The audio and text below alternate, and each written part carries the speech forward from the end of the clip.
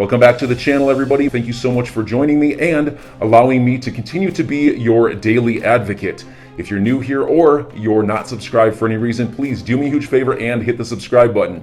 Thank you to all of you who have been watching and following me for so long. It truly means a lot, and I'm glad that I can be this person. The latest commentary from attorney John Deaton includes an updated list of the facts and circumstances surrounding the SEC versus Ripple lawsuit.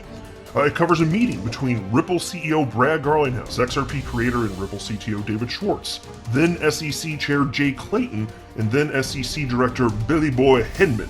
Now, among the points made during their meeting were that XRP did not have legal clarity. And also, John notes the degree to which Ripple was warned by their legal team back in 2012 of the risks associated with launching Ripple. Now, given that this was never going to be a zero-risk endeavor, as pretty much nothing is when it comes to business, especially in when you're talking about jumping into an industry utilizing an asset class that had existed for all of what? 2.5 years or something like that at that point? Given that this was never going to be a zero-risk endeavor, should Ripple have just given up on their business endeavors and XRP as well? Because again, there was some risk. Well, I made a video yesterday where I went in pretty great detail in terms of what the risk was as it pertains to XRP potentially being viewed as a security, and there was minimal risk. And Ripple's legal team at Perkins Coie back then anyway, so with Perkins Coie, they made it pretty damn clear what they could do to diminish the potential of the SEC even making charges that XRP was actually an unregistered security of Ripple, the company.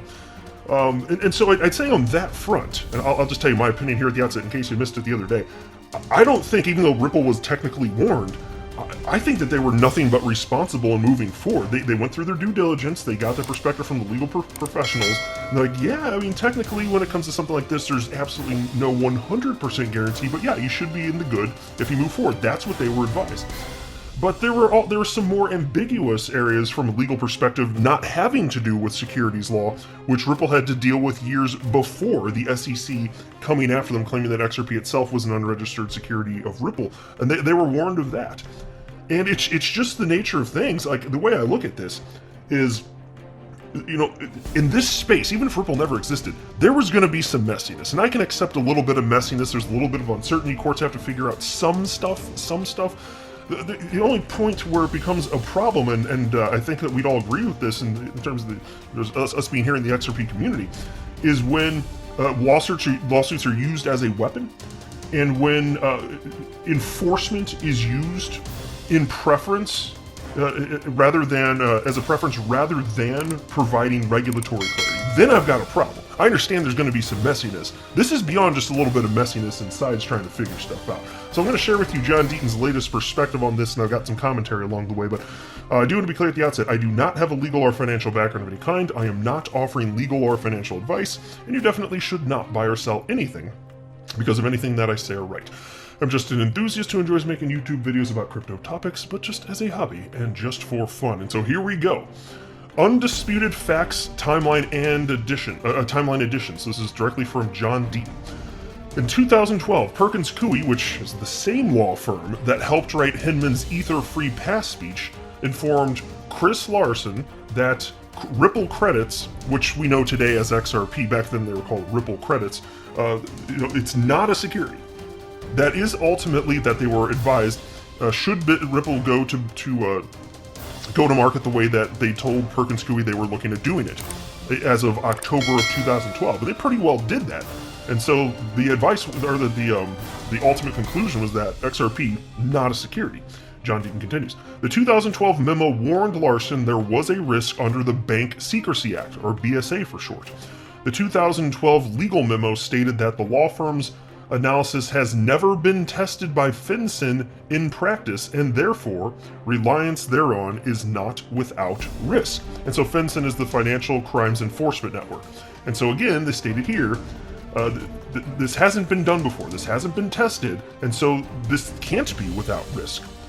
And so if you're the first to jump into the water, I mean, sorry, there's some sharks waiting for you. You might be in a little bit of trouble here. And Ripple was among the first.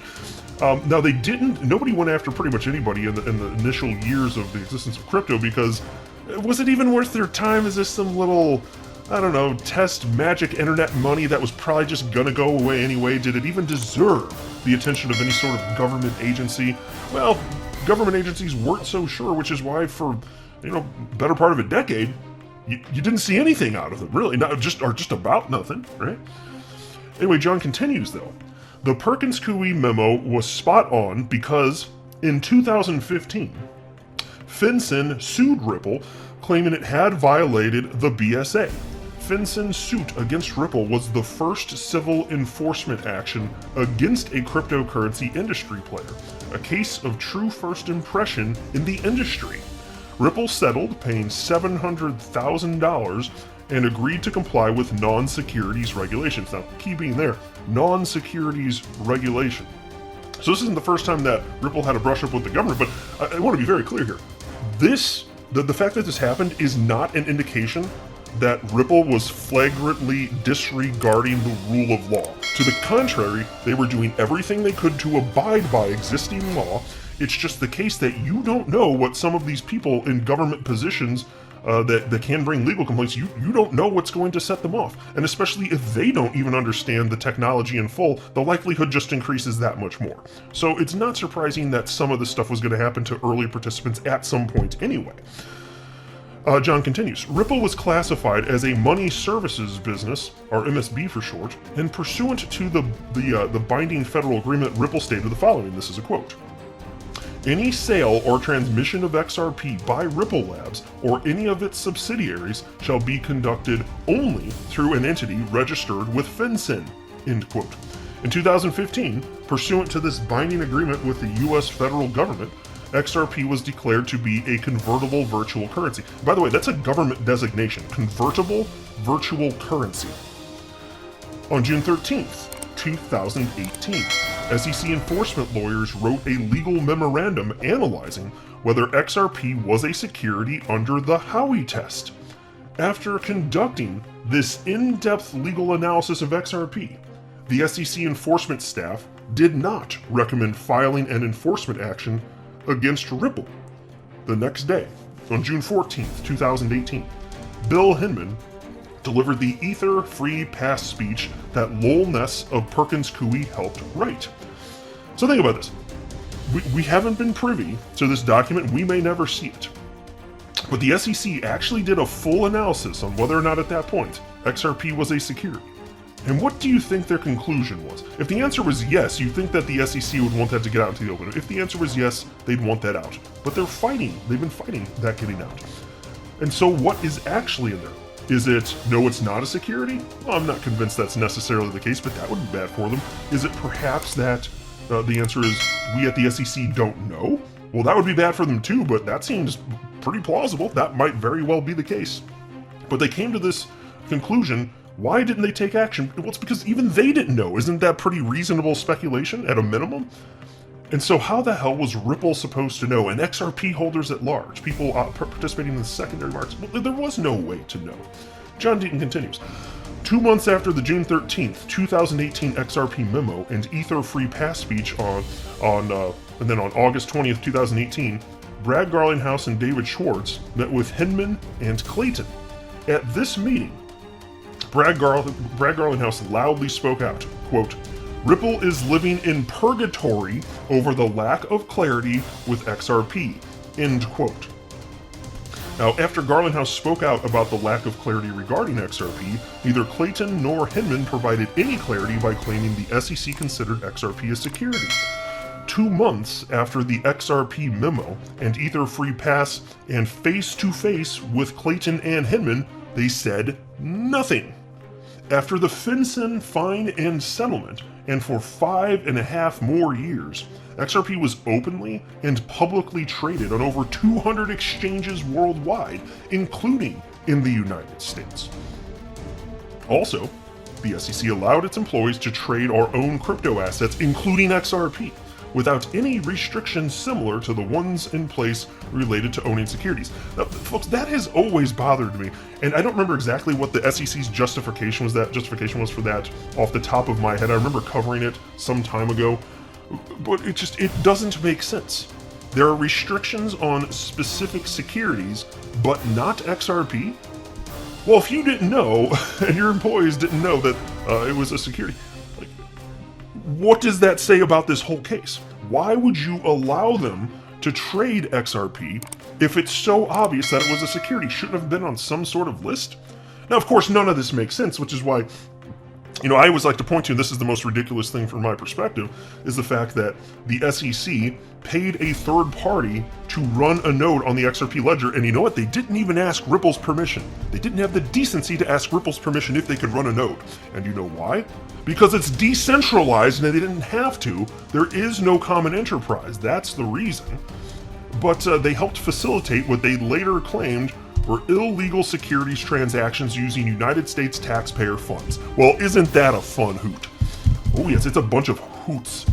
John continues, in fact, up until 2019, even SEC enforcement lawyers could own XRP without seeking permission or advice.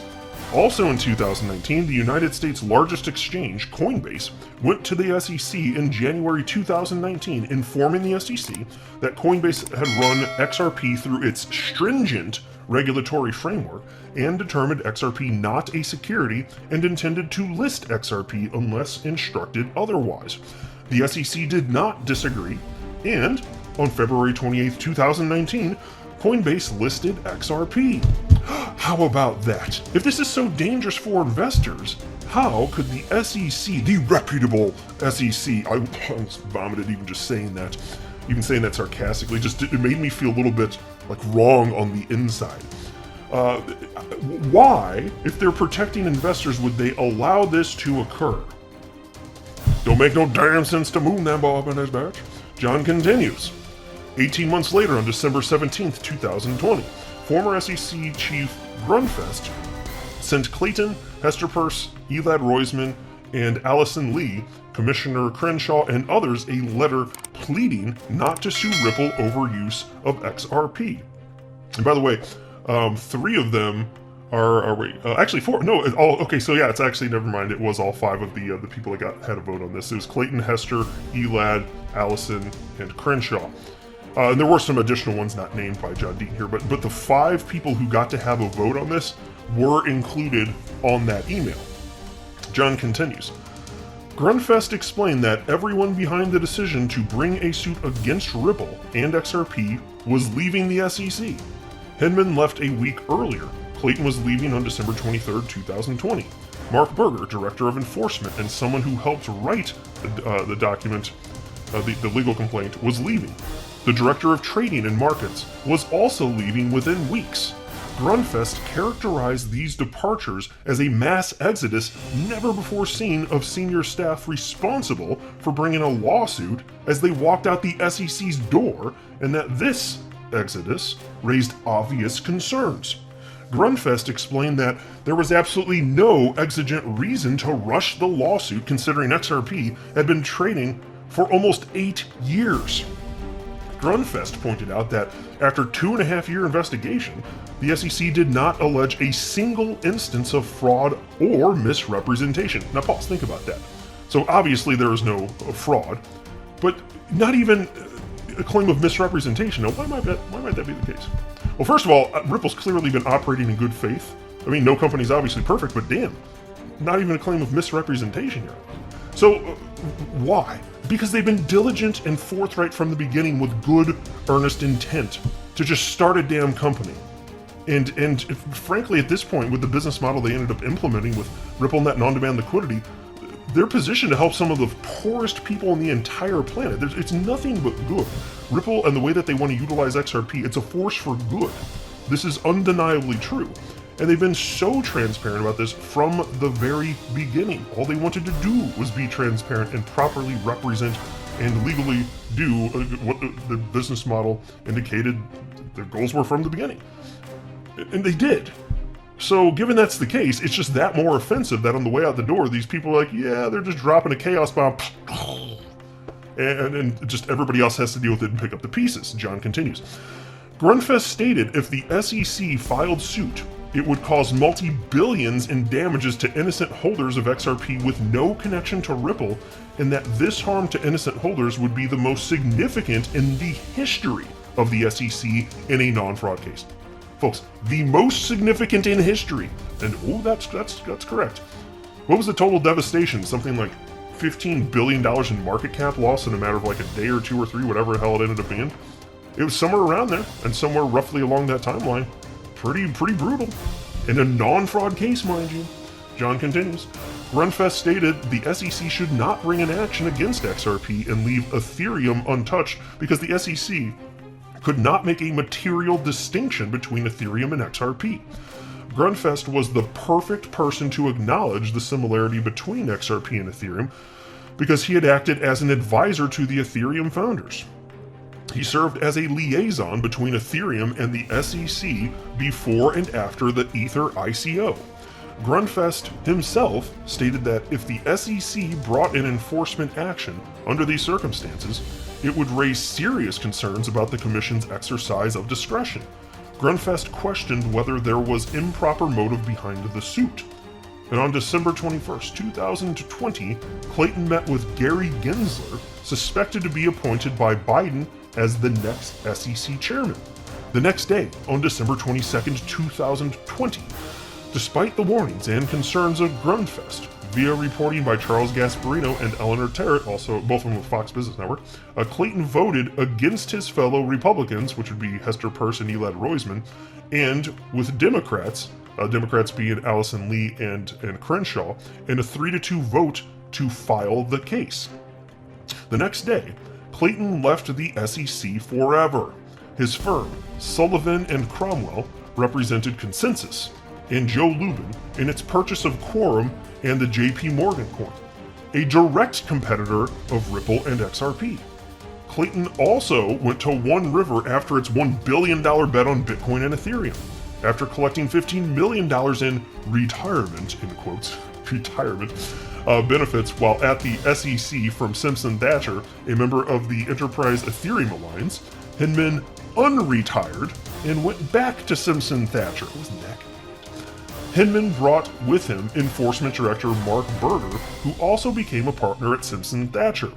Oh, I almost forgot. Hinman also became a partner at A16Z, which that's Andreessen Horowitz here, right? I believe that's accurate here. And with the same people that helped write the Ether Free Pass speech. But he must have forgotten those Ethereum folks because he met with them 6 to 8 times between December 2017 and June 2018, but stated repeatedly that when he looks at Ethereum, he doesn't see a third-party promoter pushing for the adoption of Ethereum. Now pause to just think about that. He doesn't see a third-party promoter pushing the adoption of Ethereum, so he doesn't see a common enterprise is what he's saying. He met with them. He met with the third-party promoter. He met with the common enterprise. I don't see one though. I'm just a simple little Billy Hinman here. The who? Thank you. I don't believe that for one freaking second. John Deaton continues. Now read the fact timeline. Now read the fact timeline as well, and I challenge anyone to try and defend the SEC's conduct because you can't. Some of you may still believe Ripple violated securities laws, but no rational person can argue XRP itself is a security per se, or that the SEC has acted in good faith. And as for the Billy Hinman speech, the SEC's recent 180 calling it market guidance may have saved him from a Title V violation. And I've talked about that before too. I don't want to go terribly in depth in this video. But basically, it's illegal for a position like somebody in the position of Bill Hinman, one of the top officials at the SEC, it's illegal for him to use his position of public office for private gain. And he did just that. It looks like it, doesn't it? So, look, I don't have a legal background, so I'm not going to go quite as far as saying that he broke the law because I don't know that for sure. But I am saying that on the surface, it raises tremendous questions worth investigating here, and it looks like perhaps it's the case he might have indeed broken the law. And again, I'm being careful with my words only because I don't have a legal background. If I had to guess, I'd say yes. Don't know it definitively, but if I had to guess, that would be my for fun guess. Doesn't look good. But look at all the money made and the timing of all this. I mean, gosh, damn, it's a lot of coincidences that that's not the case, don't you think? So that's the update. It's just like ridiculous on the face of it all. It's just all these things. Every time I go through these facts, and I'm reminded of all the stuff which John Deaton, by the way, did a bang up job here. Collecting all these thoughts and updating everything and continuing to inform the XRP community of what's going on along with his own legal perspective. Every time I see this, it just really grinds my gears, folks. I forget about sometimes, because I don't remember, like, if you asked me, like, if you caught me on the street and were like, okay, Moon Lambo, go ahead and list everything that's ridiculous about the case. It's like, if you're on the spot, could you name the 11 billion things that are ridiculous? Because that's about how many things are wrong with this damn case. I don't know how many I could name off the top of my head, but it's like as you go through, because you don't think about all of them every single day. But then when you see them in a list like this, it's like, oh yeah, it really is that bad. Holy freaking hell. Can you believe this is real life? It's offensive. That's why I keep saying, like, the evidence is so stacked against the SEC, I don't see how in a fair and a just world, the SEC gets away with what they're attempting to do. I don't see how XRP doesn't come out better on the other side of this thing. But sometimes bad law does occur. You know, bad outcomes, unfair outcomes. So I'm optimistic, though I don't think that happens in the United States legal system most of the time. I'm just saying it still is technically a possibility. So I'm optimistic, but we still got to wait, because this certainly represents an increased risk for XRP holders, certainly in the United States, that we shouldn't have to be going through, but it is there today. So enjoy your day, everybody. I'm always here for you. Leave any comments or questions below, and be sure to subscribe. But thanks, everybody. I really appreciate you. Enjoy your day, and I always have your back. So thanks so much, everybody.